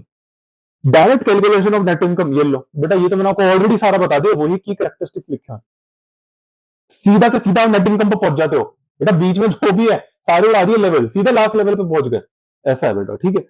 लेकिन अब एक आती है मल्टी लेवल इनकम स्टेटमेंट, जो कि है बहुत इंपॉर्टेंट और जो एक्चुअली यूज होती है। और अब जब आप रियल लाइफ में जाएंगे, किसी कंपनी कॉर्पोरेट में काम करेंगे, तो आपको इसी इनकम स्टेटमेंट से ही रूबरू होना है बेटा। इसी से ही अब आपका रोजा रोटी हर चीज चलता रहेगा बेटा, ठीक है। चलिए, ऑपरेटिंग एक्टिविटीज। ऑपरेटिव बेटा ये क्या है, देखो सीधा हेडिंग स्टार्ट हुई ऑपरेटिंग एक्टिविटीज से, सीधा रेवेन्यू पे नहीं पहुंच गया, यहां पे सीधा रेवेन्यू में नहीं पहुंचा, इसने सब हेड बना दिया ऑपरेटिंग एक्टिविटी। फिर आएगा बेटा ऑपरेटिंग एक्सपेंसेस, फिर बेटा आएंगे नॉन, फिर एक सेकंड हेडिंग आई नॉन ऑपरेटिंग एक्टिविटीज। मतलब इसने धंधे की इनकम, धंधे के खर्चे एक जगह रखे, धंधे की इनकम, धंधे के खर्चे एक जगह रखे, फिर ऐड करके अलग अलग जगह पे पहुंच गया। देखो बेटा यहां पे ये सीधा नेट इनकम में नहीं पहुंचा, पहले रेवेन्यू दिखाया, कॉस्ट ऑफ गुड्स सोल्ड दिखाई, फिर ग्रॉस प्रॉफिट पे पहुंचा है, सीधा नेट प्रॉफिट पे नहीं पहुंच गया, पहले ग्रॉस प्रॉफिट पे पहुंचा है, फिर उसमें से खर्चे माइनस करे ऑपरेटिंग इनकम में, पहले फिर ग्रॉस, पहले ग्रॉस प्रॉफिट था, फिर ऑपरेटिंग इनकम पे पहुंचा है, सीधा नेट इनकम नहीं पहुंचा, अभी दूसरा लेवल है। फिर बेटा एक और आ गया, अब जाके आया नेट इनकम पे, अब जाके नेट इनकम पे आया। इस पे भी इसने पहले नॉन ऑपरेटिंग के कुछ गेन्स और उसके कुछ एक्सपेंसेस प्लस माइनस करे, फिर इनकम टैक्स बिफोर माइनस करा, फिर जाके नेट इनकम आया है। समझ पा रहे हो क्या कह रहा हूं? यही है multi level income statement. Multi, अब बताओ एनालिसिस ज्यादा अच्छा नहीं है? वही इनकम स्टेटमेंट यहां पे दोबारा एज अ मल्टी लेवल बना के दिखाई, बेटा एनालिसिस ही अलग हो गया, टाइम बच गया यूजर ऑफ फाइनेंशियल स्टेटमेंट्स का। अरे मतलब जिसको जो अपना जाकर देखना है वो वहां पे देख सकता है। अगर उसको ये देखना, कोई एक यूजर है वो ये देखना चाहता है यार क्या बिजनेस धंधे के अलावा भी और कुछ कमाता है या धंधे धंधे पे फोकस कर रहा है, तो बेटा वो सीधा यहाँ पे आ सकता है नॉन ऑपरेटिंग एक्टिविटीज और देख सकता है कि धंधे के अलावा ये कितना कमाता है और धंधे के अलावा इसका कितना खर्चा है, देख सकता है।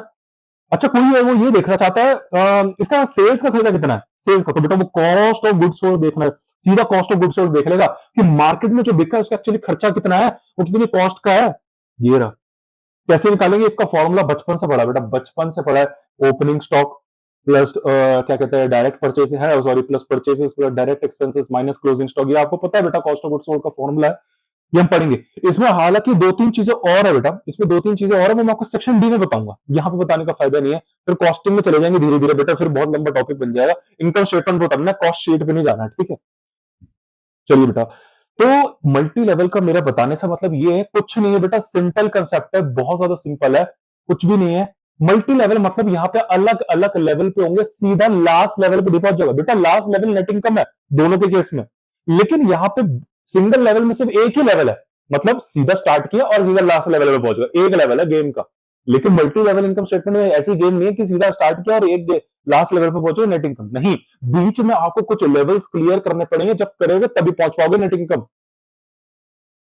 जैसे पहला लेवल है बेटा, वो कुछ नहीं करा इसने, पहले बेटा कुछ ही नहीं करा है, मल्टी लेवल ने बेटा कुछ नहीं करा है। मल्टी लेवल ने क्या करा है बेटा, सुनो मेरी बात ध्यान से, इसने दो टुकड़े कर दिए इनकम स्टेटमेंट के, इसने इनकम स्टेटमेंट के दो टुकड़े कर दिए, पहले टुकड़े इसने कर दिए ऑपरेटिंग के, मतलब जितने भी धंधे से रिलेटेड इनकम और एक्सपेंस होंगे एक जगह डाल दी, और धंधे के नॉन ऑपरेट अलावा, धंधे जिसको नॉन ऑपरेटिंग बोलते हैं, उसके जो इनकम, उसके जो बेटा इनकम एंड एक्सपेंसेस होंगे वो इसने यहां पे डाल दिए, ठीक है। इसके धंधे के जो रेवेन्यू एक्सपेंसेस होंगे उसने एक जगह डाल दिए, और नॉन ऑपरेटिंग के जो रेवेन्यू एक्सपेंसेस एक जगह डाल दिए, लेकिन सिंगल लेवल में एक खिचड़ी बना दी थी। तो मुझे आप एक बात बताओ बेटा, प्रेजेंटेबल और बढ़िया क्या है? अरे दोनों में नेट प्रॉफिट सेम आएगा यार, दोनों में नेट प्रॉफिट सेम आएगा, लेकिन आप मुझे बात बताओ, आप खुद क्या प्रेफर करते हैं? आप यही प्रेफर करते बेटा, आप यही प्रेफर करते हैं। अरे जो बेटा आपको सेग्रीगेट करके दे दे, आपको उसने काम कितना इजी कर दिया बेटा। आप एक एक है कपड़े धोना, व्हाइट भी एक जगह धो दिए, डार्क कपड़े कलर्ड कपड़े भी एक जगह धो दिए, हाई कॉन्ट्रास्ट वाले एक जगह धो दिए, है वुलन्स भी एक साथ धो दिए, बेडशीट भी एक साथ, एक ही जगह सबको ऑप्शन दबा के एक सब पे धो दिया बेटा, ऐसे होता है। एक होता है बेटा प्रॉपर वॉशिंग, आपने व्हाइट्स अलग रखे हैं, डार्क कलर अलग रखे हुए हैं बेटा, आपने बेडशीट अलग रखी हुई है, ये होता है सेग्रीगेशन।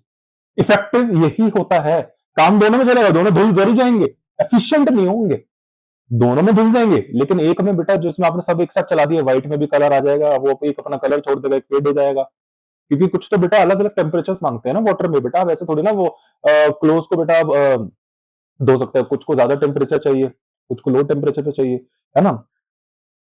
तो मैं आपको यही बताना चाहता हूँ बेटा, वो धुल दोनों में जाएंगे लेकिन एफिशिएंट नहीं होंगे। सिंगल में बेटा वो नो डाउट नेट प्रॉफिट तक ले जाएगा, लेकिन it's not efficient for decision making. Effective है क्योंकि बना तो नेट इनकम तो निकाल दी, लेकिन एफिशिएंट तो नहीं है ना। एफिशिएंट और इफेक्टिव सिर्फ यही है, सेग्रीगेशन क्योंकि करके दी है। तो बेटा यहां पे क्या करेगा, पहले ही ऑपरेटिंग को अलग कर देगा, तो ऑपरेटिंग से जितने भी इनकम्स है है ना, उसका जो भी खर्चा है। अब ये बेटा एक्चुअली सेल्स का है, पूरा ये पूरा का मामला का पूरा सेल्स का है। पहले इसने ग्रॉस प्रॉफिट निकाल के दिखाया, फिर ऑपरेटिंग के जितने भी खर्चे हैं दुनिया भर के इसने यहां पे माइनस करे, फिर इनको जो माइनस करा नेट ऑपरेटिंग इनकम आया। ये ऑपरेटिंग इनकम मतलब आपके धंधे से कितनी इनकम आई, आपके धंधे से जो आपने धंधा अगर होल खोला है उससे कितनी इनकम आई। तो सर ये ग्रॉस प्रॉफिट क्या होता है बेटा? ग्रॉस प्रॉफिट मतलब अभी मोटा मोटा फैक्ट्री में जो आपने माल बनाया इससे कितनी इनकम आई। बेटा ग्रॉस प्रॉफिट का मतलब ये होता है आपने ये जो मार्केट में माल बेचा और अभी जितने भी बस इसको बनाने बनाने का खर्चा था आपने बस अभी वही माइनस करा, उसके बाद में जो प्रॉफिट बचा उसे ग्रॉस प्रॉफिट बोलते हैं। सर यही तो खर्चा होता है और इसके अलावा क्या खर्चा होगा? माल को बनाने का ही खर्चा? बेटा नहीं, बेटा माल को बना लिया, माल के लिए आप एडवर्टाइजिंग नहीं करेंगे, सेलिंग डिस्ट्रीब्यूशन एक्सपेंस नहीं करेंगे। अरे बेटा माल के लिए बेटा सप्लायर्स ढूंढने, क्रेडिटर्स ढूंढने, बेटा ये दुनिया भर के ऑफिस वालों को हायर कर रखा है। ये क्यों? जो टाइम पास गेम खेलने के लिए रखा हुआ है, धंधे के लिए तो करा है। इनकी सैलरीज इनके नहीं होंगे तो हमारा धंधा कैसे चलेगा? माल कैसे बिकेगा? कस्टमर्स कैसे पकड़ेंगे? इंटरनेशनल लेवल पे तो यही लेके जाएंगे एम्प्लॉयज हमारे। तो बेटा ये भी तो खर्चे माइनस करने पड़ेंगे, इन खर्चे इनको ऑपरेटिंग एक्सपेंस बोलते हैं, क्योंकि ये फैक्ट्री का खर्चा नहीं है इसलिए फैक्ट्री के टाइम माइनस नहीं करते इनको। ये एडमिनिस्ट्रेटिव है बेटा, ऑफिस में टाई सूट पहन के व्हाइट कलर जॉब है ना इनकी, वहां थोड़ी ना बैठते हैं फैक्ट्री में, ये ऑफिस में बैठते हैं, इसलिए ये इनका जनरल ये इनका यहां नहीं डालते बेटा, कॉस्ट ऑफ गुड सोल्ड में इनका खर्चा नहीं डालते, इनका खर्चा हम ऑपरेटिंग एक्सपेंसेस में डालते हैं। ठीक है बेटा, आई होप बेटा आप मेरे कंसेप्ट समझ पा रहे होंगे मैं आपको क्या कहना चाहता हूँ। ये जो बेटा फ्रेट, ये देखिए यहाँ पे एक आपको एक खर्चा दिख रहा होगा फ्रेट इन का और एक फ्रेट आउट का। बेटा आप एक चीज डिफरेंस देख पा रहे होंगे, फ्रेट इन हमने फैक्ट्री में लिखा हुआ लेकिन फ्रेट आउट हमने जनरल एडमिनिस्ट्रेटिव सेलिंग एक्सपेंसेस में लिखा हुआ। हाँ जी बेटा, फ्रेट इन का खर्चा क्या होता है पहले वो बता देता हूँ। फ्रेट इन बेटा क्या होता है? फ्रेट इन मतलब बेटा आप जो माल बनाते हो बेटा आपके पास खुद चलता हुआ जाएगा। आपको बेटा टूथपेस्ट बनाना है, टूथपेस्ट के लिए नेक्स्ट लेवल केमिकल्स रखते हैं बेटा, केमिकल्स। तो बेटा केमिकल्स जब आप प्रीवियस डिपार्टमेंट के अंदर रखोगे, आपके पास बेटा वो जो आपका डिपार्टमेंट है जहां पे आप केमिकल स्टोर करोगे, जो आपका स्टोरेज हाउस है, केमिकल कहां से? पहले ऑर्डर तो करना पड़ेगा ना, रॉ मटेरियल है ना आपके लिए तो केमिकल्स, भाई साहब इतने टाइप का केमिकल्स आपको डालना है उसके अंदर। तो बेटा केमिकल्स मंगवाओगे तो बेटा आप अपने केमिकल्स ऑर्डर करोगे, वो आएगा तो बेटा ऐसे तो आएगा नहीं, ट्रक में आएगा तो बेटा ट्रक में आएगा तो आपको उसका खर्चा देना ही नहीं देना? हाँ बेटा खर्चा आपको देना है। खर्चा आप दोगे तो बेटा खर्चा जब आप दोगे, खर्चा बेटा जब आप दोगे तो वो ऑब्वियसली बेटा फैक्ट्री के टाइम का खर्चा है ना। अरे आ रहा है, अगर वो आएगा ही नहीं तो बेटा रॉ मटेरियल्स नहीं आएंगे तो बेटा वो फैक्ट्री से रिलेटेड खर्चा है आपका, सीधी बात है बेटा, क्योंकि आएगा सीधा फैक्ट्री में चले जाएगा। लेकिन फ्रेट आउट मतलब माल बन गया, डब्बों में पैक हो गया, अब जाना है मार्केट के अंदर, तो बेटा वे हाउस से निकालोगे तो ऑब्वियसली फिर ट्रक रखने पड़ेंगे, तो ट्रक में बैठ के जाएगा तो बेटा निकल जाएगा, इसलिए वो फ्रेट आउट का खर्चा है। फ्रेट आउट का खर्चा। बेटा आप मेरी बात समझ पा रहे होंगे मैं क्या कहना चाहता हूं आपसे। अच्छा मैं आपको एक बात बता देता, ये आपके शायद कोर्स के लिए रेलेवेंट नहीं है लेकिन real life point of view से, लेकिन ये जनरल रूल ऑफ थंब नहीं है, कुछ कंपनी करते हैं कुछ नहीं करती है, मोस्ट ऑफ द कंपनी ऐसा करती है। बेटा जब भी रॉ मटेरियल मंगवाते हैं ना उनका वो ट्रक अपना ट्रक नहीं होता बेटा, जब भी रॉ मटेरियल आता है ना बेटा वो ट्रक अपना नहीं होता, वो आउटसोर्स कराते, कोई थर्ड पार्टी वाला ट्रक लेके आता है, उनका नहीं होता। समझ पा रहे हो बेटा मेरी बात? लेकिन जब माल बाहर जाता है ना बेटा वो कंपनी के अपने ट्रक्स होते हैं, जनरल कंपनी के अपने भी कुछ ट्रांसपोर्टेशन ट्रक्स होते हैं। मैं फिर बोल रहा हूँ जनरल रूल ऑफ थंब नहीं है, स्मॉल मैन्युफैक्चरिंग में उनके थोड़ी ना होंगे, लेकिन बिग बिग कंपनीज बेटा, जैसे मैंने बड़ी अभी आपको टूथपेस्ट का एग्जांपल दिया, कुछ बड़ी कंपनी है बेटा उनके पास ट्रक्स है बेटा, उनके पास अपने ट्रक्स है, उनका अपना ट्रांसपोर्टेशन है, लेकिन वो फ्रेट आउट के लिए है। तो वो जो फ्रेट आउट का खर्चा डालते हैं ना बेटा वहां पे, वो आप बोलोगे सर वो तो फिर जब उनका ट्रक है तो फिर काय का फ्रेट आउट, बेटा अपना ही धंधा है तो, अरे अपना ही ट्रक है तो अपना ही ट्रक है तो फिर कौन सा खर्चा? हाँ बेटा वो पेट्रोल का खर्चा तो लगेगा ना, लेकिन पेट्रोल का खर्चा तो पेट्रोल का खर्चा देना पड़ता है, वो बस इसमें यहाँ पे डाल देते हैं। लेकिन जनरली क्या होता है, फ्रेट आउट में कंपनी के पास अपना ट्रांसपोर्टेशन का इंतजाम होता है, ठीक है, फ्रेट इन में नहीं होता। लेकिन चलिए इसके ऊपर मुझे छोटी सी आपको डिटेल बेटा और बतानी है, ये मैं लेकिन सेक्शन डी में बताऊंगा, ठीक है, आप कुछ चीजें वही रखेंगे। तो आई होप बेटा आप ये चीज समझ गए होंगे। तो कुछ नहीं करा, सिंगल मल्टी लेवल में धंधे से रिलेटेड अलग रखा है, धंधे के नॉन अलावा अलग रखा हुआ है। अच्छा ऑपरेटिंग एक्टिविटी में पहले हम निकालेंगे ग्रॉस प्रॉफिट बेटा, क्यों? क्योंकि हमें पहले ये पता होना चाहिए मोटा मोटा प्रॉफिट कितना कमा लिया, कि भैया माल बेच दिया मार्केट में और इसको मोटा मोटा जो बनाने में पहले कितना खर्चा लगा वो माइनस करके देखते कि कमाया कितना। अब इसमें से जो बाकी दुनिया भर के खर्चे हैं, जो सैलरीज के हो गए, रेंट के हो गए, डेप्रिसिएशन के हो गए, फ्रेट आउट के हो गए, दुनिया भर का पैकेजिंग वगैरह खर्चा सब माइनस माइनस करके बेटा हमारे पास जो प्रॉफिट आया उसे नेट इनकम अभी भी नहीं बोलेंगे। अरे सर नेट इनकम क्यों नहीं बोलेंगे? नेट इनकम मैंने आपको क्या बोला, हर चीज कट कटा के, अरे फाइनल अमाउंट बता यार, मतलब धंधे के अलावा भी जो खर्चा हमारा हो गया वो भी माइनस करके जो हमारे इन हैंड जिसको मैं खा सकता हूं। बेटा no doubt non operating expense है, वो आपका धंधा से रिलेटेड नहीं है, लेकिन एक्चुअली खर्चा तो है, आपकी जेब से तो गया ना बेटा। तो आपका प्रॉफिट तो उससे इफेक्ट हुआ ना, तो इन हैंड लास्ट में कितना प्रॉफिट आया जिसको खा सकते हैं एक्चुअली, इसलिए नेट इनकम है। ऑपरेटिंग इनकम बेटा खा नहीं सकते, नो डाउट। अच्छा, नेट इनकम का एक और नाम होता है बेटा, इसको generally earnings before interest and tax के नाम से भी जाना जाता है, ठीक है। ऑपरेटिंग का मैं आपको एक नॉलेज पर्पज के लिए बता देता हूं, जर्नली ऐसा है, इसको एबिट के नाम से भी जाना जाता है, ठीक है, क्योंकि ये earning before interest and tax है। मतलब ये एक ऐसी इनकम है जिसमें भी इंटरेस्ट और टैक्स माइनस नहीं हुआ। बट ऑब्वियसली बेटा इंटरेस्ट मैंने आपको पहले बोला है वो एक नॉन ऑपरेटिंग एक्सपेंस है, इसमें माइनस नहीं हुआ। इसमें क्योंकि वो इंक्लूड ही नहीं है, कैसे माइनस होगा, वो यहां पे इंक्लूड है बेटा, ये रहा इंटरेस्ट एक्सपेंस, ठीक है बेटा। तो हालांकि इसमें डिटेल चर्चा है पार्ट 2 में, ईबीटी एबिट एनालिसिस है बेटा हमारा। ईबीटी एबिट एनालिसिस बेटा वैसे तो एक सीपीओ लेवल कंसेप्ट है, बहुत डिटेल कंसेप्ट है, आपके सिलेबस में नहीं है, आपका पास बहुत ही माइन्यूट, बस अपना सीएमए यूएसए जो रेशियो रेशियो खेलने वाली बातें हैं वही है हमारा, ठीक है। चलिए बेटा, तो फिर आप क्या करेंगे बेटा, पहले ऑपरेटिंग इनकम निकालेंगे। ऑपरेटिंग इनकम मतलब आपको ये बताता है धंधे से आपका एक्चुअली प्रॉफिट कितना आ गया। ऑपरेटिंग इनकम और नेट इनकम में ये डिफरेंस है बेटा, ऑपरेटिंग इनकम बताता है कि एक्चुअली आपने धंधा चला के, आपने जिस चीज के लिए आपने अपना धंधा सेटअप किया उससे आपने कितना फाइनली प्रॉफिट कमा लिया। लेकिन नेट इनकम में डिफरेंस किया है, नेट इनकम कहता है नहीं नहीं, एक्चुअली में आपने धंधे से और जितना भी दुनिया भर का आपने इनकम एक्सपेंस वगैरह करा उसको मिला के फाइनल अमाउंट आपने कितना प्रॉफिट कमा लिया। समझ रहे हो बेटा, ऑपरेटिंग वर्ड जहां आ जाता है वहां पे धंधा आ जाता है। आई होप बेटा आप मेरी कंसेप्ट समझ रहे हैं। तो इसमें फिर आप बाद में क्या करते हैं बेटा, operating activities, non operating activities का कॉलम आ गया, ऑपरेटिंग एक्टिविटीज को निपटा लिया, अब नॉन ऑपरेटिंग क्या आ गया, इसमें फिर other revenue gains, other expenses वगैरह माइनस माइनस करके बेटा, फिर टैक्स भी माइनस करके नेट इनकम फाइनली आएगा। बेटा यहां भी नेट इनकम आया था यहां भी नेट इनकम पे था, लेकिन यहां पे अलग अलग लेवल पे धीरे धीरे उतरते, जैसे हम यहाँ पे पहले ग्रॉस प्रॉफिट का है, फिर हम ऑपरेटिंग इनकम पे आए, फिर हमने नॉन ऑपरेटिंग को समझा, फिर हमने इनकम टैक्स माइनस करा, तब जाके नेट इनकम आया। अरे बीच में इतने लेवल थे तब जाके आए। तो आई होप बेटा आप मेरा ये कंसेप्ट समझे होंगे, ठीक है। तो बेटा आपको क्या करना है, स्टडी मटेरियल्स की बताओ कंटिन्यूअस रीडिंग करते रहनी है, कंटिन्यूअस रीडिंग करते रहनी है बेटा, ठीक है। अगर आप ये कंटिन्यूअस रीडिंग नहीं करेंगे तो आप क्या कर रहे हैं, सीएमए यूएसए में फेल होने की तैयारी कर रहे हैं, सीधी बात है बेटा, क्योंकि टेक्निकल नॉलेज आपको नहीं मिलेगी, ये मैं आपको बता रहा हूँ, टेक्निकल नॉलेज से आप बहुत अपने आप को वंचित रख रहे हैं। तो जैसे मैं आपको बता रहा हूँ आपको वैसे ही पढ़ रहे हैं, टेंशन नहीं लेनी है, अच्छी तरह पढ़ाई करनी है, ठीक है। तुम बेटा मिलते हैं आपसे नेक्स्ट क्लास में।